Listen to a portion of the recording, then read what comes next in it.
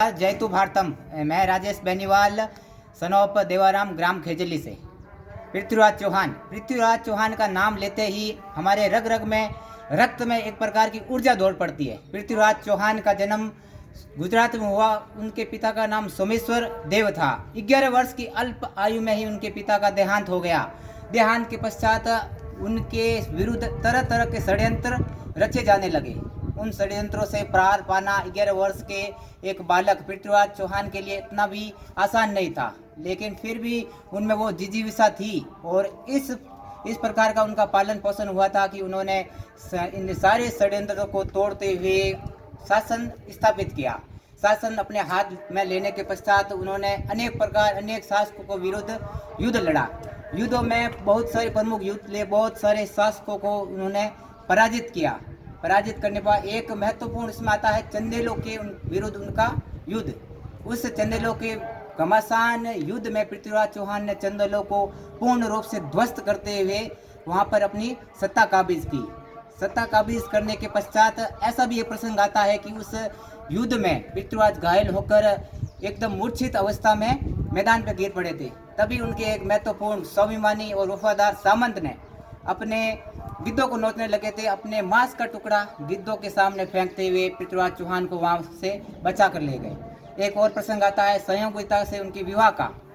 उनके विवाह के कारण जयचंद उनका बहुत बड़ा कटु शत्रु बन चुका था और इसी शत्रुता के कारण पृथ्वीराज चौहान को अपनी सत्ता से बहुत सारे संघर्ष करने पड़े। जयचंद ने तरह तरह के षड्यंत्र किए। उसी दौरान अफगानी शासक मोहम्मद गौरी का वहां पर आगमन हुआ। मोहम्मद गौरी ने चारों तरफ देखा कि इस तरह बहुत ही भारतवर्ष में अनेक शासक टूटे हुए बिखरे हुए थे। उसी दौरान जयचंद ने अपनी शत्रुता का बदला लेने के लिए मोहम्मद गौरी का साथ दिया। मोहम्मद गौरी ने अनेकों बार पृथ्वीराज चौहान पर युद्ध किए, लेकिन उनके पराक्रम के सामने वो बौना सिद्ध हुआ। मोहम्मद गौरी को अनेकों बार हार का सामना करना पड़ा। अनेकों बार उन्होंने हाथ जोड़कर पैरों में पड़कर माफ़ी मांगी और उन्होंने सनातन संस्कृति का निर्वहन करते हुए पृथ्वीराज चौहान ने उनको अनेकों बार बख्शा।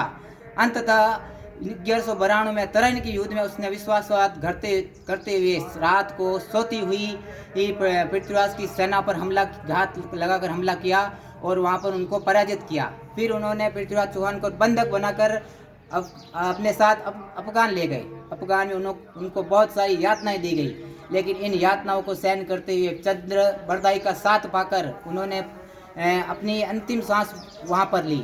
और इस प्रकार हम देख सकते हैं कि पृथ्वीराज चौहान ने बहुत ही कठिनाई से लड़ते हुए अफगानी शासकों को धूल चटाते हुए एक महान साम्राज्य का उदय किया और भारतवर्ष में अपना नाम किया।